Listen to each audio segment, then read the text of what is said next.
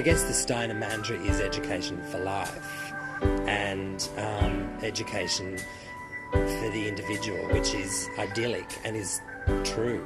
There's no sort of common denominator to Steiner people, but they seem to have a sort of centeredness about them, I think, when I've met other people who've been there. I have really beautiful memories of it, and it's something that's become a big part of who I am. It's given me a lot of confidence in myself. I think that the Steiner schools aim very much to educate the child on a much broader base than conventional schools. The amount of ground that is covered, particularly in the main lessons, is overwhelming. I mean, you don't appreciate it as you go through, but when I think about the number of times I can draw upon just these little things from the historical side, the geographical side. I mean, there's a great sense of fulfilment in what you do, and you're praised constantly for whatever it is, no matter what level you're on.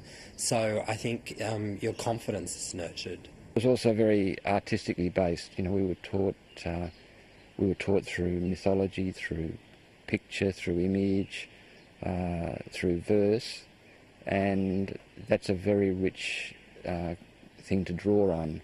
Out of that natural environment came the artistic and the creative and the painting and drawing and music and song and all of those elements. I think that tends to develop people who feel confident about whatever they're doing in life. When I look at my peers now, who I've remained great friends with, we are all well-balanced individuals, and we have a varied interest in many matters in the world. Everyone seems to be very well adjusted and happy and has a great sense of self. What Steiner education does is show you other ways of looking at things and perhaps being a bit more questioning about